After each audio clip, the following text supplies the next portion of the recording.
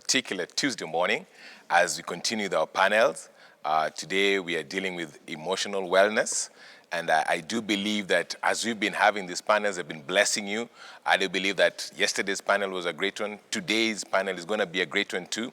I know you have got questions you'd want to ask at the end of it, so we want to invite you to ask the questions. Engage with us in every way that you can engage with us. Would like just that as we continue with this time and continue this moment, it would be a blessing to you, and more so, it would be of help to you and those whom you love and those who are around you. Because I do believe this one affects each and every one of us in one way or another. Each and every one of us is actually feeling it in one way or another, and I do believe that as we go ahead, it's going to be a blessing to each and every one of us. So today, it's interesting that they say that change is inevitable. And the only constant thing we have is God. But every one of us has got to deal with change. And it's interesting to note that when you have change, gradual change is manageable. And you can actually adopt to it as it comes, and you go on every day as it comes, and you're adjusting slowly. But when there's when there's an abrupt change, now that where we find ourselves in some difficult positions, because we find that you've got to deal with your emotions physically, psychologically, you've got to deal with every other aspect of your life because everything takes a drastic change. So when you've got changes in our lives, we find ourselves in difficult positions. So today, we are going to be talking about emotional wellness. And as we know, we are all in uncharted waters. There has been a change that has disrupted everything. As far as we know, we've always known that things go in a certain way. We wake up, go to work, wake up, go to school, wake up, go to college. But suddenly, things have just taken a drastic change. We wake up, sit in the house, wake up, sit on our beds, wake up, and we are not also allowed to go out. We are also not allowed to stay out late at the same time. There's just a drastic change in the way things have happened. And today we want to take it into another direction. I know we've talked about this a little bit. There's been a change, and more so we want to deal with the younger people today, because we know that they're supposed to be in school. Currently, they're actually supposed to be in their holidays, actually, but they've been at home for quite some time now. This definitely just brought a major change in their lives. The way they've had to handle themselves, some of them are so used that in this period they have all school uniform and all that stuff, wake up, and they had this routine going on. Suddenly, that has been disrupted. They wake up, they see their parents. They used to leave in before their parents wake up. Their parents leave them at home. Their parents expect them to come back and find them at home. And so there's so many things that have actually changed in their lives. So as we go on today, we have a few of us who have come just to be with us on this panel today. On my right, we have Mercy Nzuki, who is also a trained psychologist, exactly. And I do believe she's going to be of help to some of us. On my immediate left, we have Martin Omondi, who's going to be one of the panelists today, and is going to be helping us through as we just have listen to his story and listen to what he's gone through. And then on my extreme left, we have Trufena. And that's one name that I'll always remember reading it in a book only. But thank God for today. I've found someone called Trufena. Welcome, guys. Thank you. All right. Just as to start us off, I do believe it would be good if we just allow them to give us a brief of themselves. Just give us a brief intro of yourself and let us just know who you are really. I mean, I've said your name, but just let us know who you are and just let the people know that so we can start interacting with you as early as this. So I'll start probably on my right with Mercy. Good morning, everyone. My name is Mercy Muthoni Nzuki. I'm a certified psychologist, very passionate about empowering children, adolescents, and young people. Good morning, everyone. My name is Martin Omondi. I'm a student and I'm a congregant at the Daily Teens Church. And I like to think of myself as a youth advocate. I'm very passionate about the youth, every matters concerning the youth. And I love especially using my story to reach out to the youth. Good morning. My name is Trufena Wakaba. And Ken, I'm not only in that book that you read. Trufena, the student nurse, but actually you read me in a newspaper every Saturday Nation. I do a counseling column called Dear Aunt Trufena. Probably that is how the name is too familiar. I am a counseling psychologist with the Nation newspaper, and I'm also a counselor at NIBS Technical College, where I counsel the young people. Thank you. Amen. Welcome, guys. Thank you. Thank you very much. At least now we know who you are.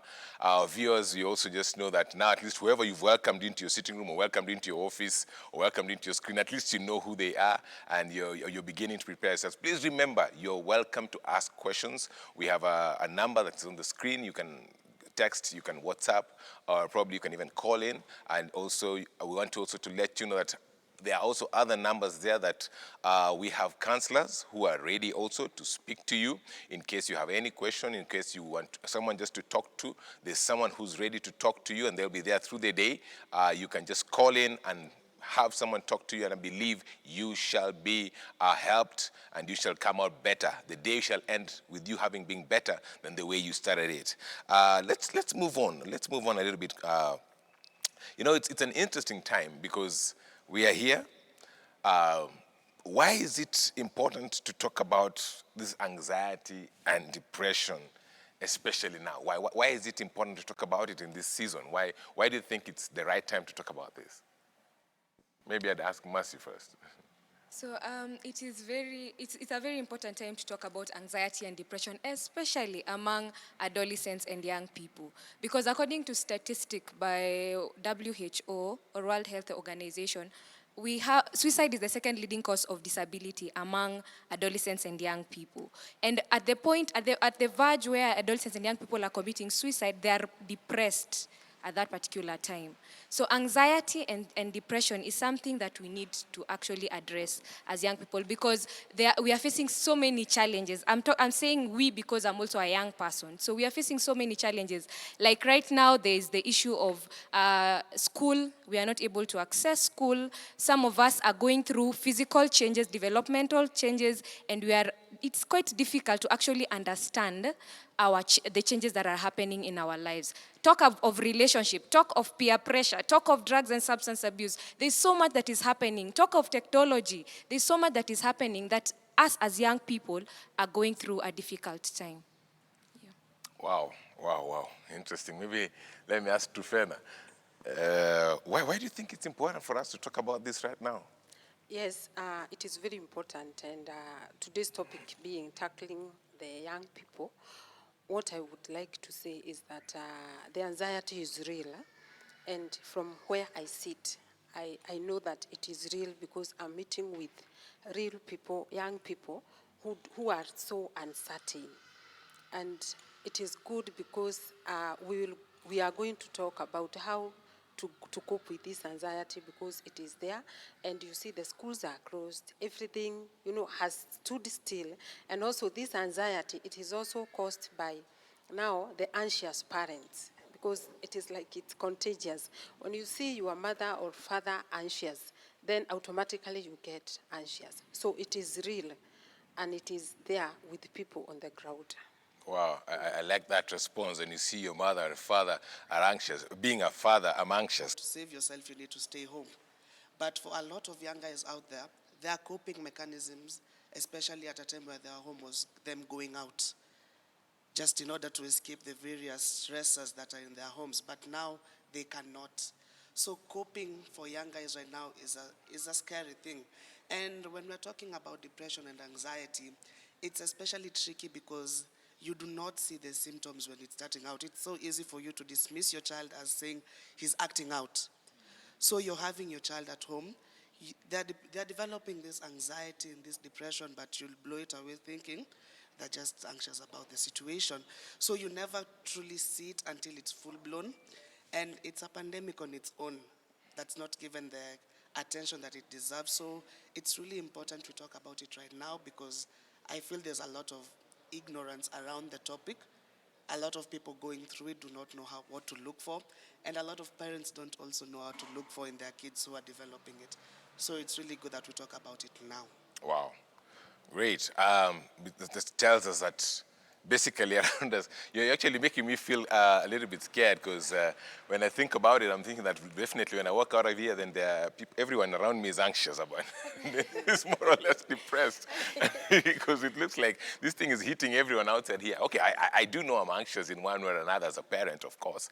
Just the fact that you say that when you're anxious, your kids see it, you know. And you know, let me ask this. When someone is anxious, is it so obvious? Yeah, it is normally seen because I want us to have a picture of a family watching TV, probably the Prime News, and then all of a sudden you see the MOH, the Ministry of Health, releasing the figures and everything. Then the children, they are watching the TV, but after watching, now the faces of the parents change, you see? And then the children, they always feel that their parents are the pillars. That's why when you go out and you get a 2-year-old, he or she boasts about his father or mother. He says that my mom is everything, atakuchapa, atakufanya nini. So this is a pillar. And all of a sudden, a child sees that his strong pillar, he is also stressed. So questions are we going to die also? Now that, mommy, you are no longer strong the way I knew you, are we also going to get the disease? So the anxiety comes. And then it now doubles to the parent because there is no worse thing like seeing your child losing hope. So the parent should be a very strong pillar. And when you are watching the news, you watch the news and then kind of you remain strong and don't vent to your child. You see? Don't vent to a child like saying, you see, people are dying. You know, sometimes you just talk unconsciously. Unaona venye watu wanagojeka. So even us, no, you are supposed probably to check the person of your age. Maybe you call a friend and you vent. But for the child, you tell him or her, it's okay, even us, as long as we are not sick, we are safe. At that, the child will feel like, it's okay, things are not all that bad. I'm just thinking about it from the way you put it across. Call a friend, let the vent out on them. You know, it's interesting to note that we're on curfew, man. I've just been locked in the house. I'm just in this, I've got to get this thing out of myself. And who else but my children to notice what's going on within me? You know, I think that's the way we actually end up bringing it out. That we end up not realizing that we need to take this, we need to pocket this thing and vent it out in the right place. Yes. But we just, boom, release it out. So definitely it hits our kids. Wow. Mercy. Yeah. What do you think? Yeah, just to add on it, probably I can start by defining anxiety.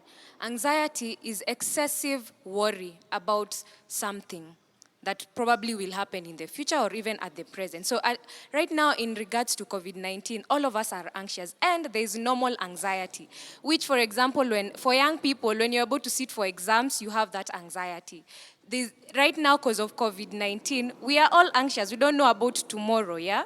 There's that normal anxiety. Now, if you don't watch out for it, then it will escalate and it becomes mild anxiety, whereby it can actually start by you having heart palpitations, you can have sweating, you can start sweating, you can start having headaches and stuff like that.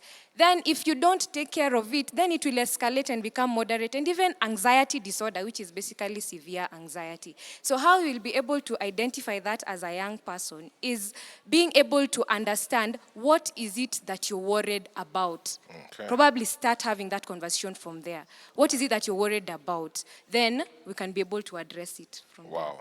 Okay. She's taking us back to the books, eh?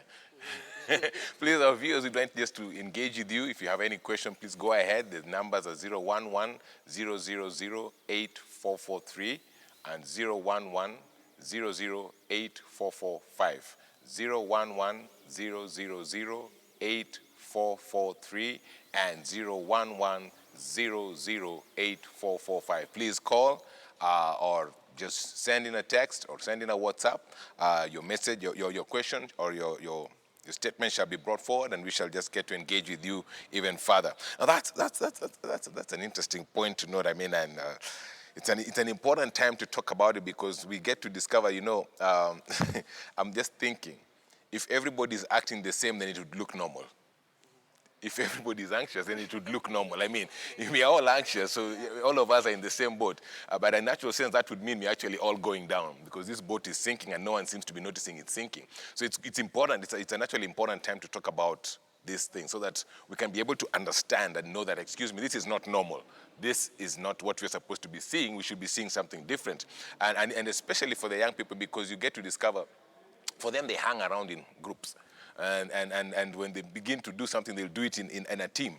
And so parents will assume, ni utoto, ni ujana, it's the way they're behaving, you know. And I think we need just to let them be. They'll grow out of it. But in actual sense, if you look at it deeper properly, you begin to understand that in actual sense, they are actually venting out something. And it's important for us to be able to know that. Now that we talk about that this could be the thing that is surrounding us, and this could be the thing that is working around us today. These are the things that we walk around. You've told me that from what you've said, I'm tending to feel that every corner I turn, I'm meeting an anxious person. Because as you said, change is inevitable. And actually, change has happened. Personally, I feel the change. Let me tell you what I did that will tell you I feel the change. When we were given curfew and we were quarantined, the first thing I did for the first time, I am married, I have a wife, but for the first time I arranged the house. Now, I rearranged the house so that I could create a corner for myself, you know, where I can go and sit down and whatever is going on in the house can go on, but wherever I'm seated, I can see everything in the house, you know. So that's where I am, you know. And it actually tells us this thing actually affected us in one way or another. I don't know that that's anxiety, but I created for myself a place so that even when I leave here, if I go back to my house, that's where I will sit. Yeah, I have my corner where, and you'll find my books there, my laptop there, whatever I need is just in that corner. The only thing I don't have there is a dustbin, but I have everything else in that corner. But essentials are all there. So actually you find that this thing has actually happened to us. And most of us have actually changed. Because I'm not used to staying in the house apart from my day off. I'm usually on the go. My life has changed. I'm in the house. I'm used to getting to the house at 8 o'clock. You can imagine. So now this has happened. And so we are here. But now this is young people we're talking about, which is a totally different thing because we know them when they're in for holiday. And so they came home and they were behaving as though they're on holiday. But this has gone beyond holiday. This has gone beyond expectation. So I've been with these kids and we are hanging around. I come back from work, or probably if I'm going to work, or if not, I'm not going to work, I'm at home. I'm seated with them. And I think this is the way they are handling it. Me, I'm handling it by getting myself a corner, getting my stuff all there. So them, they're handling it in a different way. So what are the things that you and I need to look for that would actually tell me something is wrong here? These guys are beginning to exemplify some anxiety. These guys are beginning to show some signs of depression. What are some of the things that we need to look out for? Maybe I'll begin with you, Trufena. Checking out your child, whether he or she is having anxiety, it also depends with age. Because the way a child portrays anxiety, like 2-year-old, it is not the way a teenager does. So for the young people or for the small kids, you can check on their behavior. Probably this is a child who is past the age of bedwetting, but all of a sudden, he or she is bedwetting. That means that there is some fear in her, and when we sleep, we become so unconscious. So we do not have defense mechanism. So we now release everything that we have. Even we become real when we sleep. So at that point, that is when the child now feel that because now I don't have a defense mechanism, I can just release my fear, and especially through such a behavior on bedwetting. The other thing is probably having nightmares. You see, like these days, even yesterday, the Minister for Health said that the children are calling him mtu wa corona, ama waziri wa corona. So you can be sleeping and your child, all of a sudden, he is shouting, mtu wa corona, because that is what is in her or in him. Because he always sees him and fear come to him or her. So those are the signs that you can look out. You can also look out at the sleeping pattern of your child, and you can also look out for the eating habits, because the child might be underfeeding or overeating. That is also a sign that things are not going well. Now, for the teenagers, it also depends on their personality traits, whether they are introverts or extroverts. The introvert will just go and withdraw and wait for the worst. They don't talk. They just go and close the doors, and they assume that everybody is against me, including nature. So you are supposed to reach out on your child and at least gather the information. And these people, they are the people who also write. So you can also check the writings, their notebooks, and see what they are going through. Now, for the extroverts, they keep making noise in the house, and it is normally to excess. As a parent, probably you should not stop them. But you should let them, at least for now, Pastor Ken, you should let them, talk about themselves, make that noise, because that noise is passing through some message. So I'm saying that the signs can be seen depending with the age of the child. I'm laughing because some extroverts, when you allow them, it's when they want to take the sufuria and the pans, it's when they want to, they want to turn the drums in the house. You're like, really? You're telling me just to let them? Okay. I don't know. Mercy, what do you think? So for depression, depression is an overly sad mood, yeah? So how you'll be able to identify whether your child is going through depression, sometimes they lock themselves in a room. Sometimes they don't even want to switch on the light. They are always in the dark space. They do not want to share. You will notice that some of the hobbies that they had interest in, all of a sudden they don't have any interest in it. Like, for example, if your child was really enjoyed reading, and then all of a sudden, with what is happening currently, they have sort of deviated from that, and they are just sleeping throughout the day and even throughout the night, then there has to be something that is going wrong. So those are some of the signs that will tell you that you need to actually have a candid conversation with your child to just find out what exactly is actually causing stress to the child. Yeah. Wow. Sleeping the whole day. I thought that was normal. I thought that was normal. I mean, I ain't got nothing to do, so boom. I just sleep, wake up, eat, boom, sleep. I mean, you're saving us a lot, but kumbe, it's a sign that something is actually happening. Wow, that's in the matter. What did you say about this? What are some of the things we look for? Okay. I think it all boils down to observation and conversation. Observation is how you'll see all the nonverbals that we've mentioned: the lack of sleep, the oversleeping, the overeating, undereating. But I'd really advocate for conversation. Engage your kids.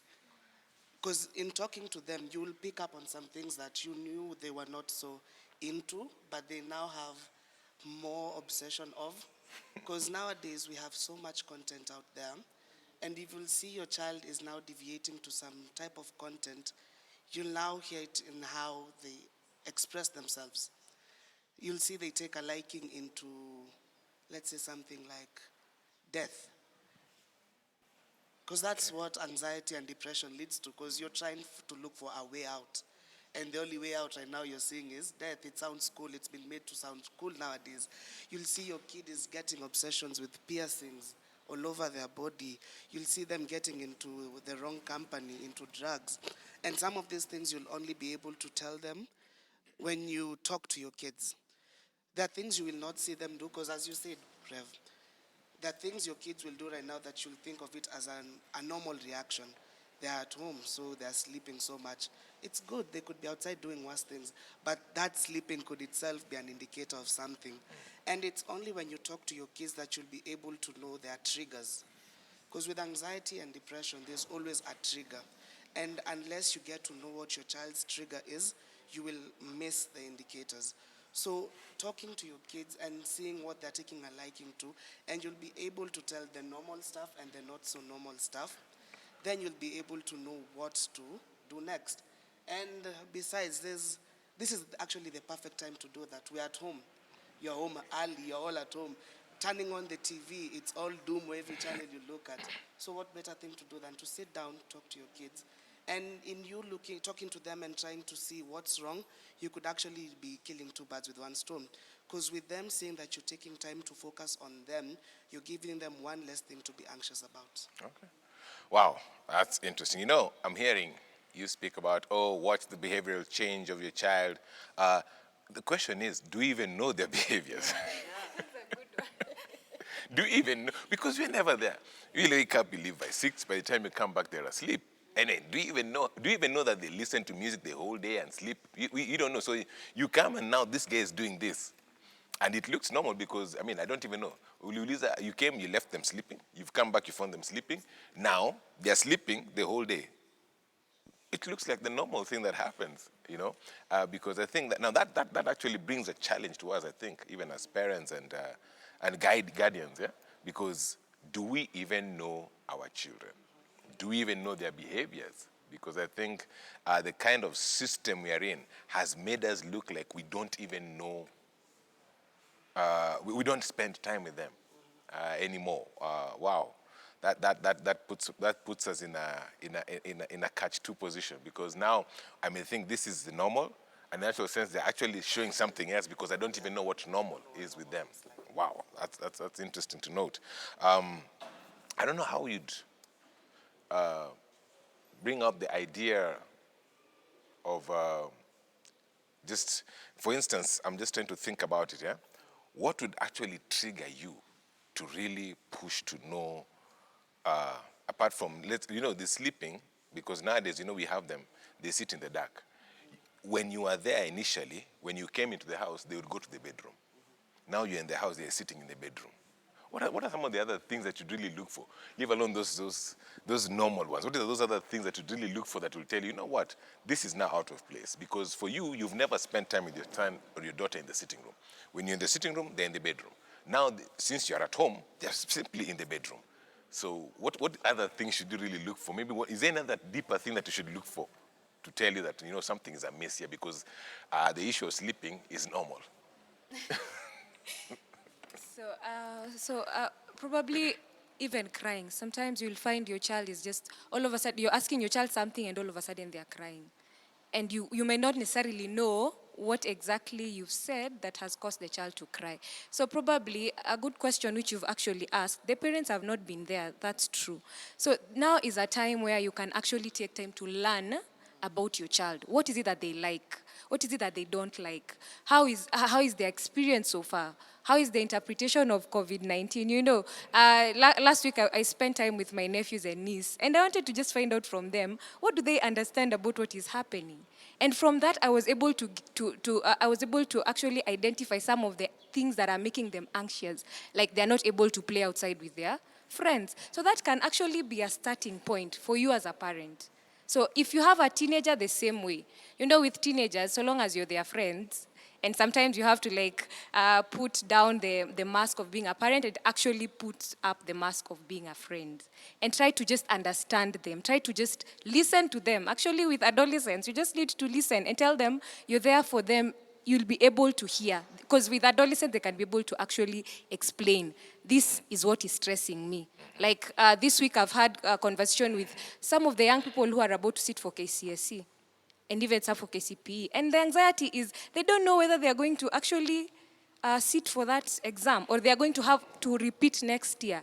So by just listening to them, you'll be able to know, as opposed to just assumption, oh, my child is probably sleeping the whole day or the whole night, and it could be a sign of depression. But it has to be aligned with other signs as well. Okay. Yeah. Like not taking a shower. Yes. And, just sitting there, not brushing their teeth. Yeah. Just begin to exemplify some other things that are beyond the norm. I'm going to take a shower. No, already 2 days down the line, they haven't taken a shower, and they're wondering, okay, what's going on in this house? I think that's some of the things that we need to look for. Wow, interesting. I do believe that wherever you are, as a parent or even as a guardian, you probably have noticed or are noticing some of these things, and you're asking yourself, what is. What else? What should I do? I do believe that you can engage with us. The numbers are still there for you to look at them. The numbers are still there for you to, you can call, so not look at them, sorry. You can call, engage with us, sorry, don't just look at them, but engage with us. There are people who are willing. If you want to ask a question, go ahead and ask the question. The numbers, as I said, are 01100084443 and 011008445. Please call, send a text. Your questions are coming in. For those of you who have already sent them, we'll be handling them later on in the program as we go on.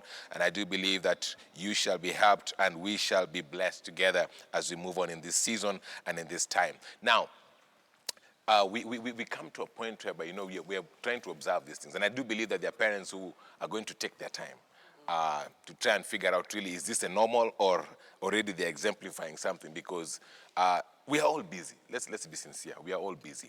And like some of us, let me say like everyone else, currently, financially, we're facing some issues. You're getting anxious in your own way. You've got to go and find, because you can't say that, oh, COVID is here, so we don't eat COVID. We've got to search. Someone has got to go out there and search for something. So you can go out there, look for something, and come back, you're tired. But at the same time, when you come back home, there's someone who's here at home, whom you left at home, who, again, you've got to give attention.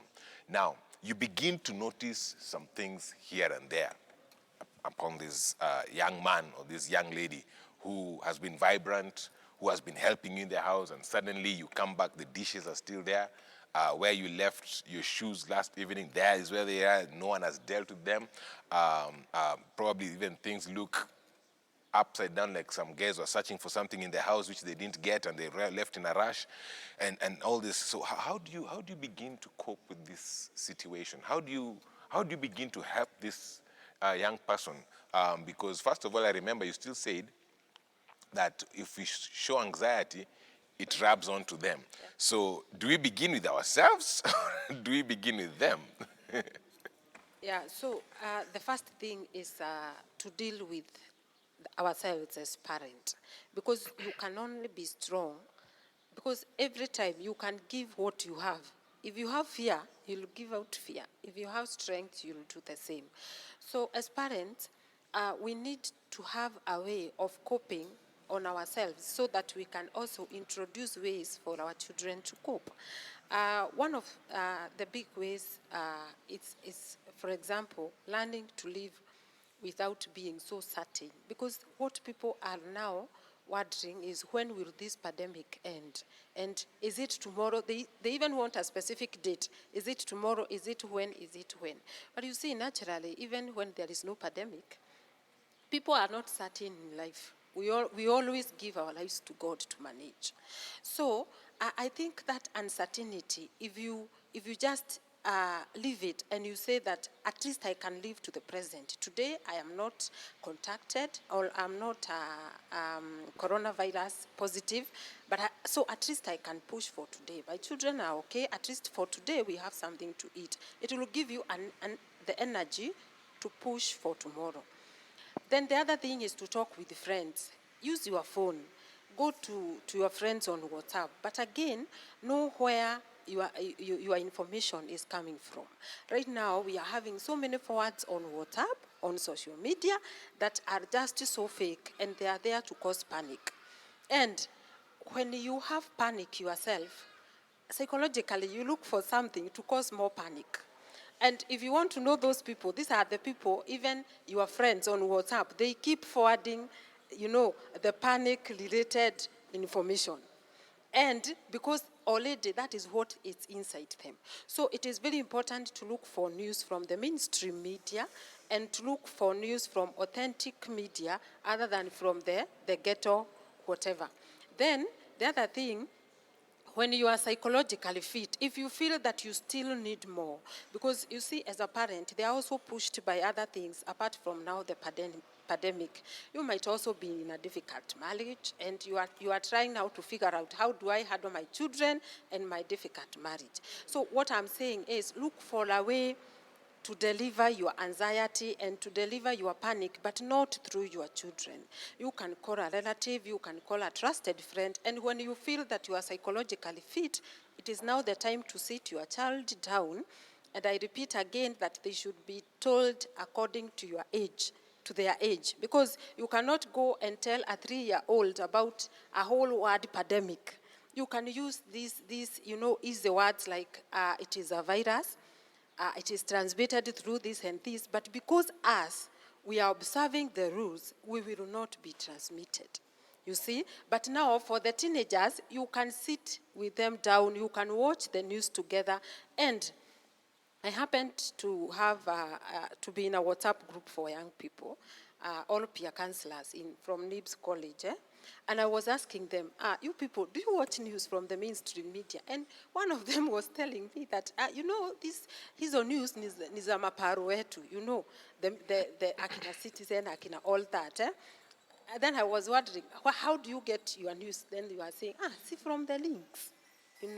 So I am urging the young people that get news from the authentic places, because from the other places you can get the panic-related news.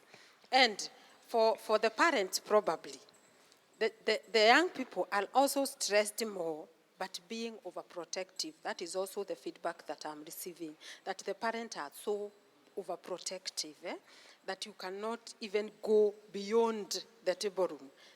But what I'm saying is, because now the TV channels, they are now children-friendly, you can surpass that favorite movie of you as a parent. And at least you let the children watch the cartoon.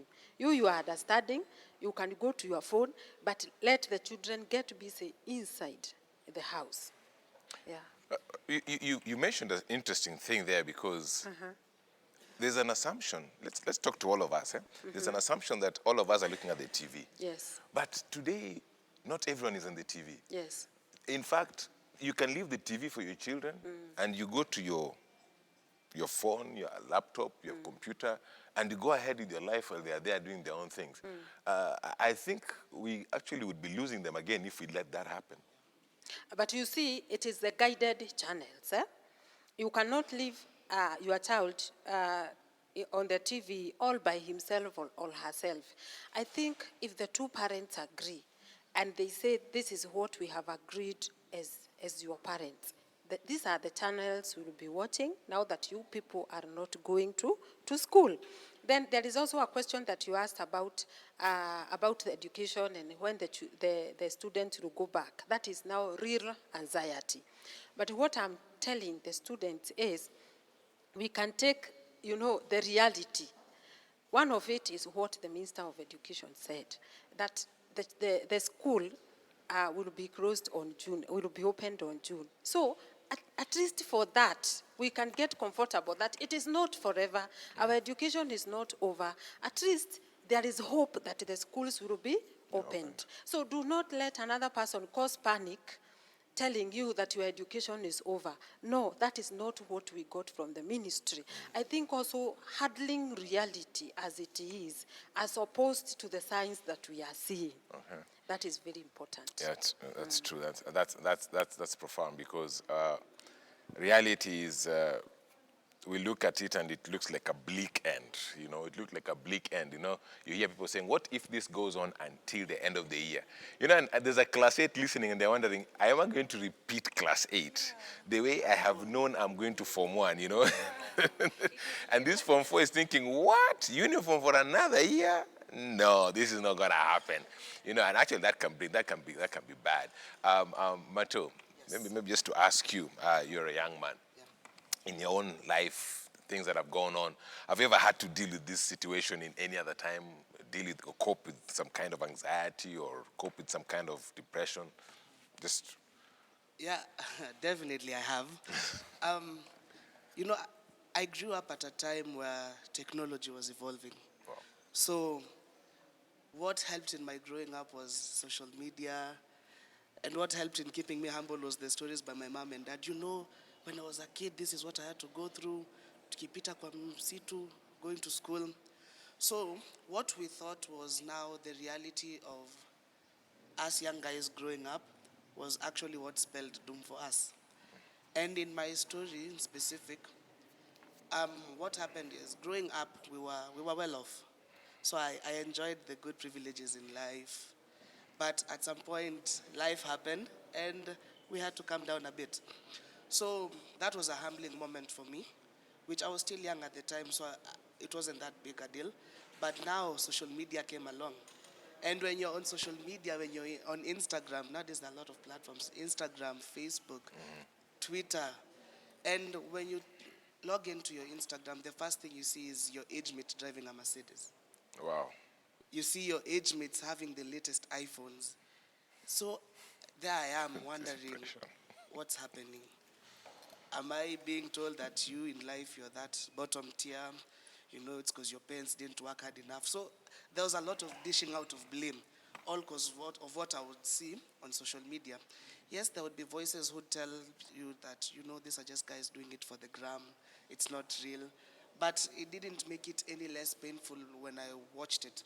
So it brought on pressure to succeed. And also from parents, you know, you'd always be telling your child, you know, you need to be successful, you need to carry on our legacy as a family. So you'd find, I'm 24 years old now, and you'll find some of my other peers beating themselves down because they're wondering, when will I drive my first car? At 24, you're just finishing campus, and you're already wondering, when will I drive my first car? When will I get married? Oh. You see, Wow. at such a young age, you're having all this, let me call them unrealistic expectations. And when you see that you're not accomplishing it, you won't catch yourself some slack. You'll be like, okay, now I'm a failure. So let alone the days of people getting labeled as failures. Nowadays, you label yourself a failure. And how it manifested for me, I would not want to go outside the house. Because I'd get out the house, see someone smiling, and my first question is, why are you smiling? What's there to smile about? Are you trying to mock me? I'm here sad, you're there smiling. What exactly are you trying to communicate? And you see, when you're going through anxiety and depression, it's never about you. When you're looking at it, you never see yourself. It's everyone else's fault. So you never take the time to now ask yourself, okay, so what's happening? And the bad thing, as even Mercy had mentioned, we do not know our triggers. We do not know what sets off your anxiety. For me, it would be something as small as someone else smiling. Whoa. Because I'd leave the house, see someone smiling, and I'm like, okay, so is my life that bad that I can't even afford a simple smile? So I resorted to stay in the house. And staying in the house didn't mean watch TV, hang out with the family. Would mean me in my room, curtains closed, door locked. Sit. The darkness was my friend. And that's the reality of a lot of young guys out there. The darkness is their friend. And what I think would help is, it reminds me of when I was in primary, we used to do cross countries. And the guys at the front would get to a point you're told, okay, now let's wait for the guys at the back. But as they were catching up, you don't stop and wait for them, you just jog. So I'd advocate for parents being active. And it's a cross country and it's parenting. If you run ahead of your child, they'll feel like you don't, there's that gap. But if you run with your child, they'll feel like you're there to guide them. But also running with your child doesn't mean get a hold of their hand, tell them run like this. Micromanaging, do not micromanage their lives. Because what they'll result to doing is they'll hide it from you. Nowadays, technology is even, sorry to say, technology is working against even the parents today. Because you could be my dad and you'd be like, Martin, let me go through your phone. I'll give it to you, you'll go through it, see nothing. Because we have features on today's phones that allows me to hide what I have on my phone. Oh my God. I'll hide what I have on my phone. So you'd think that I'm a good parent because I go through their phone. And they're like, Mom thinks she knows her. They've hid it. So it's better to be part of their lives. Don't control their lives. Don't set them, this is the path. Rather, run with them. Get to know, what is my child going through? What is my child like? Because you said we have to know their behavior. We have to know they are normal so as to tell when things are no longer normal. And that will only happen when they feel like you really care. Not that you're asking questions so you could judge them next. You know, you could be like, oh, I want to know who are your friends. Then they'll be like, dad cares. They're like, that's my friend. Oh, so those are the boys you work with nowadays. So the next time you ask your child that question, he'll be like, I know my dad. I know how he'll react. And you know, at a time where if you're going through a lot of these mental issues, the best advice you're given is talk it out, talk to someone. And during this time, you as a parent, you're the only one your child has access to. But do they trust you enough to tell you what they're going through? Do I know how my mom will react when I tell her, Mom,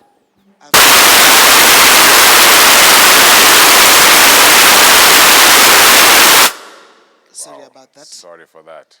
Am I sure how my parents will react when I tell them, Mom, of late I've really been thinking about death?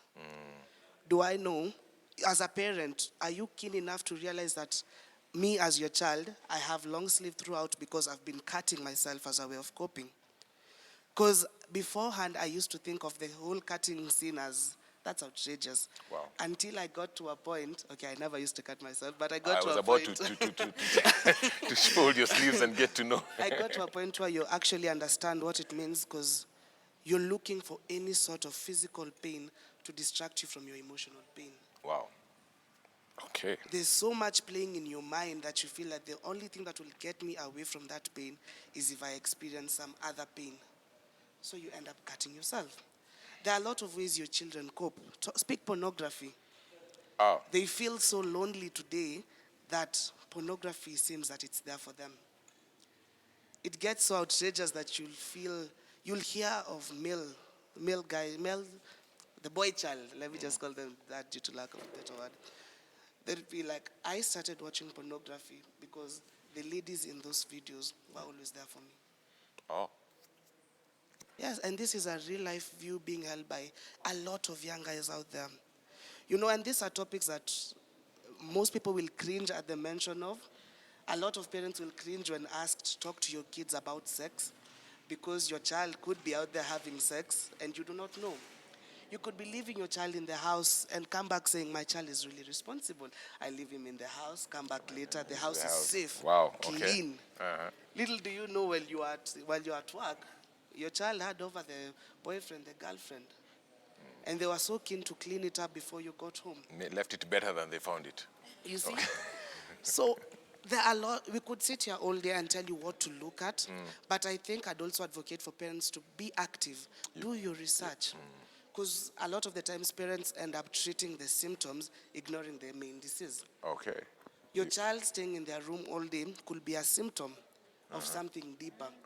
And as a parent, you'll be prompted to now tell your child, no more sitting in the room. Wow. So once your child now starts sitting with you in the sitting room, then you'll feel, I've conquered. Conquered. Okay. My child is now okay. That's an interesting one. That's a very good one. You said, I just want to ask, before I come to you, Mercy, and how to cope with this, I want to ask, because you said you'd sit in the room, lock the door, shut the curtains. What was going on through your mind at that time? At the time, nothing. That moment of that moment I forgot of, he's a man. We have a nothing box in us. nothing. That moment, that was what felt okay. Ah, okay. Because in that darkness, I had no one, I couldn't see anyone else smiling, so no trigger. I couldn't be in the sun where it seems like a happy day, but there's nothing to be happy about. Okay. So people react to it in different. That darkness is something different to everyone. That darkness is something different. It helps. Okay. It's the alternative. It's the alternative. Wow, Mercy. What are ways of coping with this anxiety and depression? Wow. So first of all is to just normalize because it is okay not to be okay. So that is the first thing. So if you're going through anxiety, just accept that you're going through anxiety. Then find out what is it that is stressing you, or what is it that is causing you to worry excessively. Then from that point, then you can be able to address. And I will come to how can we be able to cope as young people, as parents as well. Even you as a parent, everyone goes through stress. I know the parents, we are the role models to our children, but acknowledge acknowledge what is stressing you, and first deal with it first, because hurting people hurt. You might be a parent, you're going through excessive worry, you don't have the financial, you've talked about finances right now, especially in this era, in this time, and you're there, and we are here telling you need to actually make time for your child to understand what's happening in their lives. if you have not handled your own anxiety, it will be very difficult for you to actually accommodate somebody else's anxiety. If you're going through depression because of financial obligations, you don't know how to actually fend for your family, and here is your child who is going through depression, you cannot be able to accommodate that. You, at the end of the day, actually you'll find yourself hurting because you'll be like, ni kitu tu ndogo ina kustress. KCP, CPia next year unaweza fanya, unaona? So you will sort of, you will be so inclined to apathy than as opposed to actually empathizing, getting to the world of your child and understanding what is happening. So how can you cope as a parent? How can you cope as a young person? Number one, pray. Prayer. Because in prayer, God gives us hope. You know, even by reading his word, you're able to, you know, Jeremiah 29:11 says he has a good plan for us. He is not man that he should lie. I like what you said as we started. God is constant. Change is inevitable, yeah? The great Aristotle says, if you don't change, change will change you. Sindio? But God is constant. He says that he has a hope for us, a plan for us to give us hope and not despair. So that is what you should cling on. That will help you cope. The other thing is you can meditate. Meditation also will help you cope with whatever is stressing. Because as you meditate, you will begin to understand what exactly is the root cause. The way Martin, I'll just reiterate what Martin has said. What is the root cause to this particular excessive worry, to this problem? Then if you're able to understand that, then it will help you to actually come up with viable solutions towards that. The other way you can actually cope is by exercise, breathing exercise. Okay. You know, sometimes with anxiety you're very irritable. You know, when you're worried about something, you're overly irritable. So how can you like take time and just relax, breathe in and out, take a walk. Walk actually helps, by the way. Take a walk. And you put know, on a mask. yes, as you put on a mask. Yeah, take the measures, man. Lest you find yourself in quarantine. More depression. Yes, exactly. So you can take a walk. Even taking a nap is a way to cope. You can actually take a nap, and by the time you wake up, you will feel much better. But coping mechanisms does not mean that stress is not there. Does not mean that problem is not there. You need to accept whatever is happening. If it is the financial issues that are actually stressing you, you need to actually accept it is the one that is stressing you. So what are some of the ways that you can do to help yourself better cope with that particular problem? Wow. You know, you're saying that, and I remember the other day, we didn't have internet in our house. So my kids couldn't watch TV. So I come back home in the evening, and my son is looking at me those ones of, and he looked depressed. And I told him, you know, in our days, we never used to have TV. He looked at me and told me, those were your days. These are our days. We deal with things differently. And I'm like, okay. You know, we've got to answer this one from a different point of view. But that's interesting. And I'm hearing you people talk about the issue of you've got to come back and start with yourself. And I like what Trufena said. You've got to begin with yourself, you know? The same thing that Marcy is saying. You've got to begin with yourself as a parent. And I do believe that one of the things that we would want to pass across today really is just to let the parents know, you know what? If you're going to help your children, then deal with yourself first. You know, you cannot help someone whom you yourself are actually dealing with the same thing. You've got to deal with yourself first so that you can be able to help your children. Another thing I'm hearing us say really is the idea that, you know what, we've got to accept this reality is with us here. In one way or another, it is actually hitting us in our various homes. It could be a very mild one. It could be a moderate one. And some people, it could be actually it's just the top of it. But it is important that we deal with it. Wherever we are, we need to deal with it, whether it's a mild one, and especially if it's with our children, we need to deal with it. From what I'm hearing you guys say, we need to deal with it. You don't assume it. It's not the normal. It's not the normal. We've got to deal with it, or else it will escalate. And once it escalates, it becomes something more difficult to deal with. And that's interesting. There are a few questions coming in, and those of us who are probably watching us, you're welcome to continue to call and just send in your texts and ask questions, or probably those who probably would need some help. There are lines we have given. You can call those lines. Someone is at the end of that line. They're going to talk to you and be able to help you. But there's a question that has been asked right here, and I'd like to ask us, how do you handle staying in the house together 24/7 and you realize you don't know the people in your bubble? is this the source of stress and depression? Because this sounds like a young person asking. You realize Treated yourself in your own house by staying at the farthest corner. I'm also taking it like probably on that seat you can also be a supervisor. But what I would say before I answer that question is, as a parent, this young person is saying that it's like he has known, he thought that he has known the members of the family, but he realizes that he doesn't. Because it's like they are different from whatever he has been thinking. The issue is he is detached from the reality. That one means that he is psychologically disturbed. One thing that now goes back to the parent is, for now you can leave the differences of the child and you embrace him or her because of what he or she is going through. The parents, sometimes they just talk. They just talk. When the visitors come, they say like, you see now the way he has grown big because he is eating here all day. That one, that statement, it is like a knife cutting, especially your teenager. Then the other thing, because you are also stressed, when a child asks you, what about our school? Then you say, you go and ask the CS. You heard him talk, Kind of you have said it unconsciously, but what I'm saying is this is the time that the parents are supposed to be, to be so true to their children so that they can enter into their world. Amen. And the most important thing is being a friend to your child. Because I also have friends, and sometimes when I'm not fit, they normally tell me, and today you look different. It's because they are my friends, they have known my moods, they know my face. When I'm angry, they have known me. So if you are afraid to your child, you will be able to know the moods.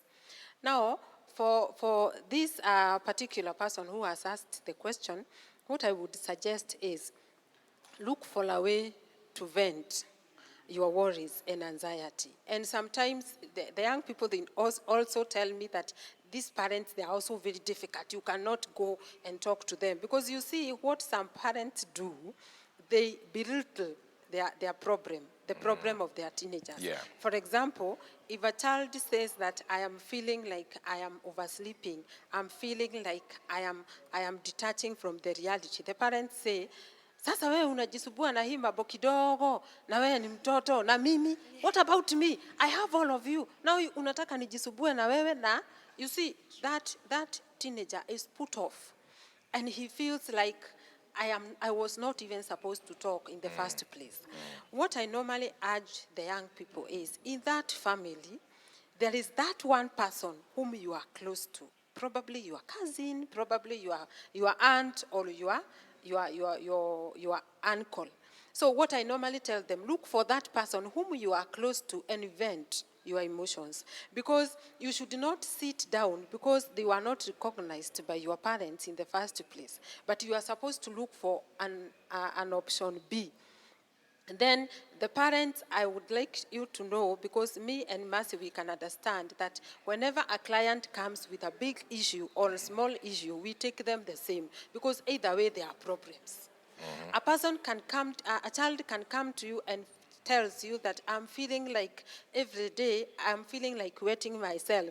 And then you belittle that young one and you tell him or her, what is that? When you do that, you will see.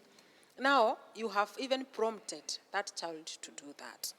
And so do not belittle anything that the child tells you. Remember that even you, Reverend Ken, Yes. for your friends, you know you are friends because of the way they take you.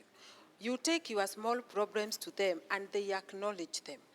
So that is how you have been friends, because there is a way you are getting together. So one great way of becoming your child's friend is to recognize even their small comments. Sometimes you may feel like they are too small, but do not show them, but just acknowledge what they tell you, because it is a privilege for even a child to come all the way and talk to you as a parent, especially through this era. Yeah. Mato has told us that they talk now to technology, and technology talks to them back. So it is a privilege for a child to come and tell you and to have a dialogue to you. You can take it as so precious, and you can always take it as golden, because it is very, very rare. Yeah. That's good. That's profound. That's very nice. As you say, they talk to technology. There's Siri, and then there's who other one? Which is the other one? Google Assistant, which is the other one? There's Siri, there's Google Assistant. There's another one, Alexis. Alexa. Alexa. They call Alexa. Alexa, what do I do now? And Alexa start talking to them. So let's be careful. Let's leave them talking to technology. Mercy. Let me ask you another question that someone has sent. Are there things I can do to support my child if they're having anxiety attacks? So if your child is having anxiety attacks, so one of the things you can do is affirm the child that you're there for them and you're ready to actually listen to whatever thing that is causing them to have anxiety.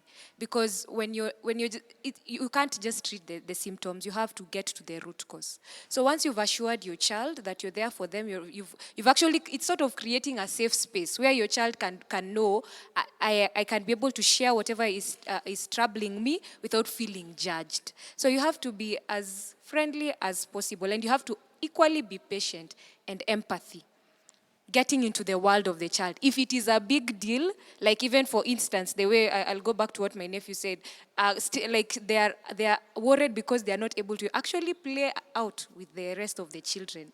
And they are wondering, when is this COVID going to end, so that they go and play. So if it is a big deal to your child, let it be a big deal to you. Wow. And walk the child through. That's profound. If it's a big deal to your child, let it be a big deal to you. Don't assume that it's just a small thing. You know, there's a statement, I can't remember it so well, let me paraphrase it, but it said, don't let your child feel like they're an interruption into your life. Make them feel like they're the real deal. Don't make them feel like they're an interruption. Every time they come to you, that's like they're interrupting you from doing something. Wow. And that's Mato, let me ask you. I want to ask you, you who has been there, you said you've been there. What would you tell maybe a young person who's watching you right now? They found themselves, they are shutting the curtains, locking themselves in the room. What would you tell them? So that maybe, for instance, the parents are busy. Let's assume the parents are busy. They wake up and go. They come back at night. They assume, this guy, he woke up. Mkate imeisha, sawa alikula. You know, they're assuming this guy is fine. Okay. So what would you tell this person who's probably in their own cocoon? No one seems to be even there with them. How can they cope with this so they can be able to get out? I believe it all starts with you being willing to get out of that situation.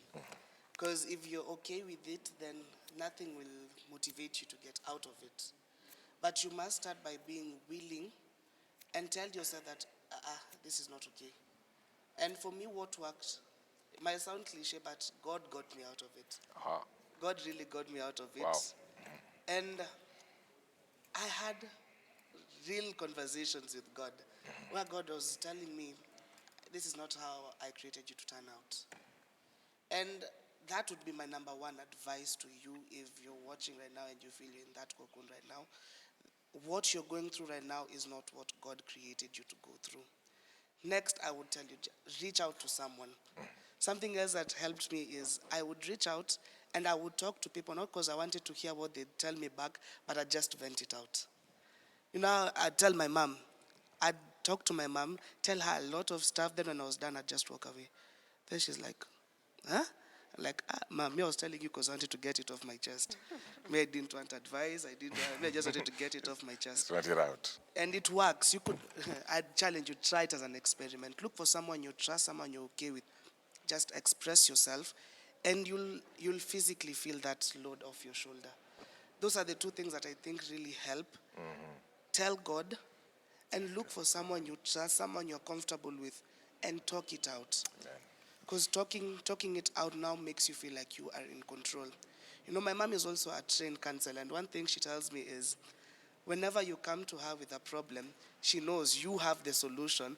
She just has to guide you to it. All right. You don't talk to her so she would tell you the solution, because she doesn't know you as good as you know yourself. Wow.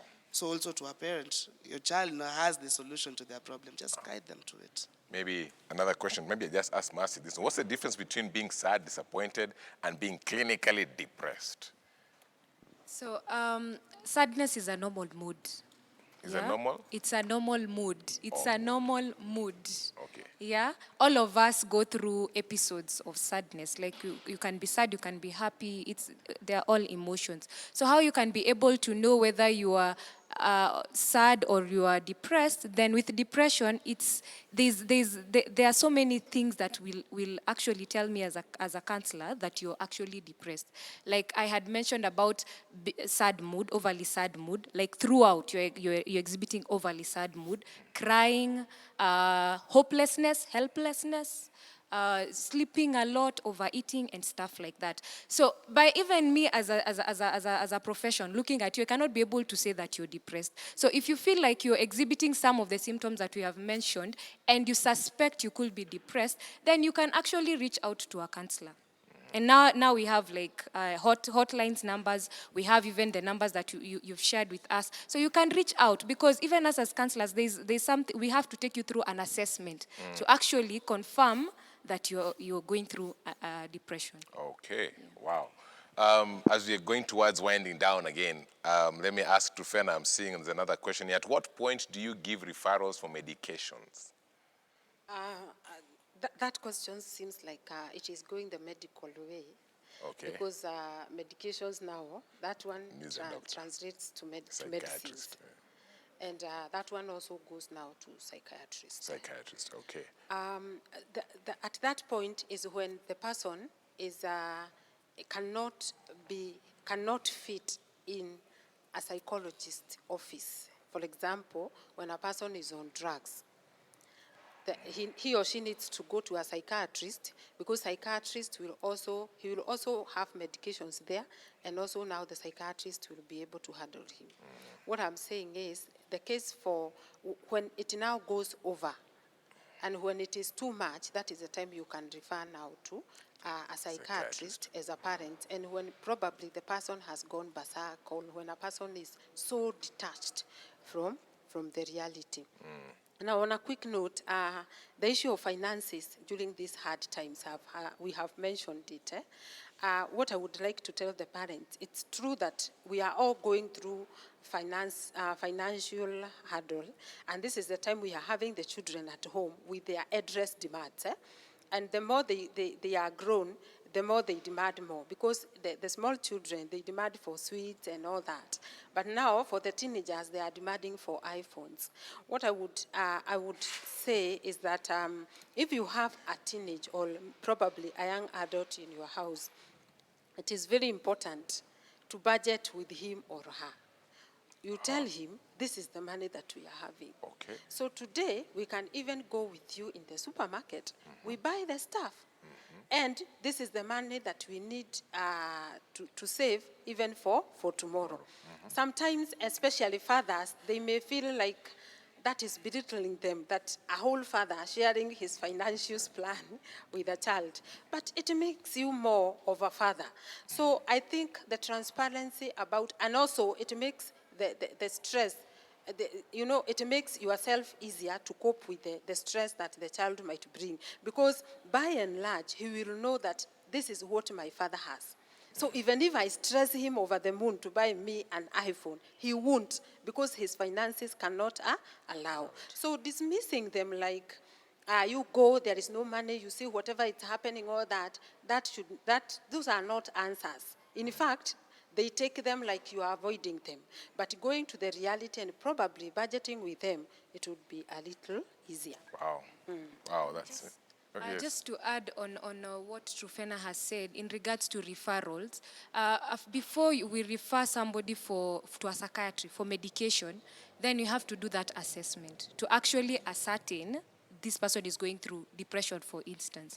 Then after that, even if the person is going through, has been given medication, the person has to go through counseling, because medication cannot work alone. So that's where psychotherapy is actually, so if you're there and probably you're going through depression and probably will be given medication and you feel like it's probably you're not coming out of it, then it's in order if you just also have counseling on the side. Okay. And from my point of view, I would not advocate for quick medication, because I tend to see most of the people who go for that, again, those kind of medications, they're addictive. They become addictive, something like that, and people begin to hang on them. Yeah, so, well, thank you so much for that. But before probably we just come to a final close, maybe one word, this time will begin from just 30 seconds. What I would like to say is that we should remain strong and we should believe that this pandemic will eventually end. And for the parents, please be there for your children. And our hotlines are on as a church, so you can call, you can SMS, and you'll get some advice. Personally, I would like to thank every reader who normally reads Auntie Trufena column on the Nation newspaper. Please continue reading. It's also still online. Then you can also like my page as Auntie Trufena. We shall overcome. That is what we have to believe. Amen. Auntie Trufena, let's read, let's get to Nation, let's look at it. I'm sure she's just given us but a tidbit of what she has. There's a lot more she must be saying there. Yes, Martin. To the young person out there going through anxiety or depression, it's okay. Do not think of yourself as abnormal. It is what you're going through is perfectly all right, and you can overcome it. To the parent, we also acknowledge the good work that you guys are doing. We know not so often that we as children don't acknowledge that you guys also go through a lot, and we want to reassure that we love you and that we acknowledge the good work that you're doing in our lives. And to everyone together, God is still in control. Regardless of what is going on in the world right now, never doubt God is in control. Also, follow me on my social media, Martin Omondi, on all platforms. Wow. Let me get me a social media platform while we close. So it is okay not to be okay. So whatever you're going through, you can always reach out. There are numbers we've shared with you. There are hotline numbers, like even that run 24 hours. 1199 is one of them, Red Cross. It runs 24 hours. We have 1190. For kids, we have a hotline number for you as well, 116. So if you're going through a difficult time, please reach out. Remember, God is always in control. And he's still at the throne. So in and out of season, let's continue to worship him. Let's continue to actually listen to him. At the end of the day, he's the perfect counselor. He knows what you're going through. So just listen to him and pray. All right. Yeah. Thank you guys. Maybe finally, just as we come to a close and just come to complete this, I'd want to say there are a few things that they've said here that I want us to really take much interest in. One, as parents, do not let your child feel as though they're interrupting you. Be a friend to your child. Get to know your child. You know, I know you're busy looking for school fees, rent, food, but in the midst of that, create time to know your child. In this season of COVID, I would actually challenge you. Take advantage of it, create a rapport, build a relationship. Some of you have been so out there that you and your child are actually strangers in the house. May you become a family in this season, in the midst of all this COVID issue. And I pray that when you begin to notice some things, as they have said, do not become harsh. Engage your children. Sometimes you'd want to, if water is flowing down a certain stream, if you want it to go in a certain direction, you can either come and block it so that it can go in a certain direction. And that one will, of course, mean two forces coming together. But when it's flowing down a stream, you can get into the water and try and channel it in the right direction. I tend to believe the second one is the easier way to do it. So come aboard your child's life, let them come together with you, and just channel them in the right direction as a parent. I believe that in this season, God is going to help us. I have a scripture for us before we probably just close and pray. It is in Philippians chapter 4 and verse 6. It says this, be anxious for nothing, but in everything by prayer and supplication with thanksgiving, let your requests be made known to God. And the God of peace, that's verse 7, which surpasses all, and the God of peace, which surpasses all understanding, will guard your hearts and minds through Christ Jesus. And as Martin said it, go to God. You know, and as I'd say it, go to God. And the way to God is through Jesus Christ. So let's trust God in the midst of what's going on. Even as a parent, you could be seeing that this thing is way above me. I want you to know one thing. You can go to God. You can trust him. There's nothing beyond help. With our God, he's able. It may even look as bad. You could have even gotten to the point of psychiatry and your son or yourself, you're actually be on medication. I believe God is able to help you. And we want to pray together even as we come to a close, just appreciating our various panelists. But we want to pray together and trust God that even at this time, that as we continue in this season, God is going to give us the strength, the wisdom, and the grace to go through it to the glory of his name. So let's pray together, even in this telecast today, as we trust God. Father, we thank you and we bless you because you're able. In the midst of this season, my God, of the COVID-19, there are many issues that are going on, and anxiety and depression are some of the things that are really are coming up, my Father. We are praying for your help because we say that we make our supplication known to you and be anxious of nothing. So we are coming to you. There's someone who's watching us, and probably their son or themselves or their daughter or someone they know is going through a depressing moment or is going through an anxiety attack, my Father. We are praying that God of grace intervene in their situation. And as that which has been spoken in this panel, my Father, may it go out to help them to the glory of your name. We thank you and we bless you. In Jesus' name we pray. Our viewers, we are glad. The lines are still open. You can still call. There's someone at the end of that line. They can talk to you. They can be able to advise you and help you in case you need some help. And I do believe that as you've had, you can always get to Trufena, you can always get to Mercy in one way or another. They can be able to help you also wherever they are in their various spaces. God bless you. Thank you for being with us, and may you have a blessed day in Jesus' name.